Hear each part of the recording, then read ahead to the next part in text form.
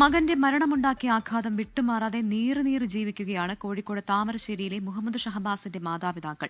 സഹപാഠികളുടെ മർദ്ദനമേറ്റ് കൊല്ലപ്പെട്ട ഷഹബാസിന് നീതി തേടി ഇപ്പോഴും പോരാടുകയാണവർ.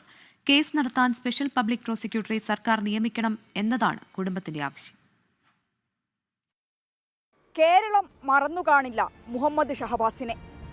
സഹപാഠികൾ തന്നെ ക്രൂരമായി മർദ്ദിച്ചു കൊലപ്പെടുത്തിയ ആ 15 വയസ്സുകാരനെ.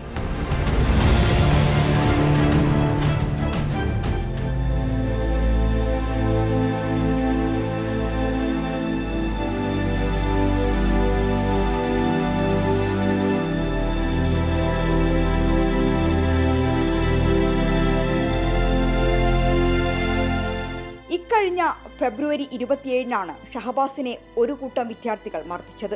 ട്യൂഷൻ സെന്ററിലെ സെൻഡ് ഓഫ് പാർട്ടിയിൽ 2 സ്കൂളുകളിലെ വിദ്യാർത്ഥികൾ തമ്മിൽ നടന്ന ചില പ്രശ്നങ്ങൾ അത് പിന്നെ വലിയ സംഘർഷമായി മാറി. ട്യൂഷൻ സെന്ററിലെ വിദ്യാർത്ഥിയായിരുന്നില്ല ഷഹബാസ്. പക്ഷേ അവൻ അന്ന് മർദ്ദനമേറ്റു. മാർച്ച് 1 പുലർച്ചെ അവൻ മരിച്ചു. നഞ്ചക്ക് കൊണ്ട് ഇടിച്ചതിനാൽ തലച്ചോറ് പാതി തകർന്നിരുന്നു. ആ മരണം ഒരു കുടുംബത്തെ, ഒരു നാടിനെ തീരാ ദുഃഖത്തിലാഴ്ത്തി. കുടുംബത്തിന്റെ വലിയ പ്രതീക്ഷയാണ് 6 അടി മണ്ണിൽ ഉറങ്ങുന്നത്. 6 വിദ്യാർത്ഥികൾ കുറ്റാരോപിതർ. ഇവരെ ജുവനൈൽ ഹോമിലേക്ക് മാറ്റി. 6 വിദ്യാർത്ഥികളും SSLC പരീക്ഷ എഴുതി തുടർ പഠനത്തിന് അവസരവും നേടി. അപ്പോഴും നീതി തേടി ഒരു കുടുംബം അലയുകയാണ്. നിയമ പോരാട്ടത്തിന് സ്പെഷ്യൽ പബ്ലിക് പ്രോസിക്യൂട്ടറെ സർക്കാർ നിയമിക്കണമെന്നാണ് ആവശ്യം. വിചാരണ തുടങ്ങാൻ പോകുന്ന വേളയിലാണ് ഇപ്പോൾ ഉള്ളത്.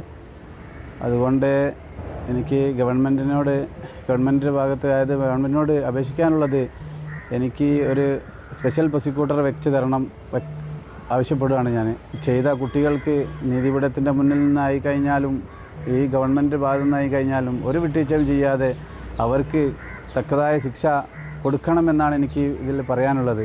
കുറ്റാരോപിതരായ വിദ്യാർത്ഥികൾക്ക് ശിക്ഷ ഉറപ്പാക്കും വരെ നിയമ പോരാട്ടമെന്നാണ് ഷഹബാസിന്റെ കുടുംബം പറയുന്നത്.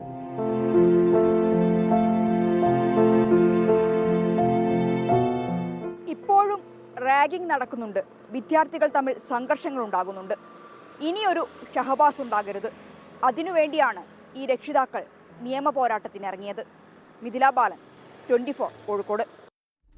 ലോകത്തെവിടെയായാലും ഏത് സമയത്തും 24 വാർത്തകളും ഓഗ്മെന്റഡ് റിയാലിറ്റി പാക്കേജുകളും എക്സ്പ്ലെയിനറുകളും വിശദമായി കാണാൻ ഞങ്ങളുടെ യൂട്യൂബ് ചാനൽ നിങ്ങൾക്ക് സബ്സ്ക്രൈബ് ചെയ്യാം.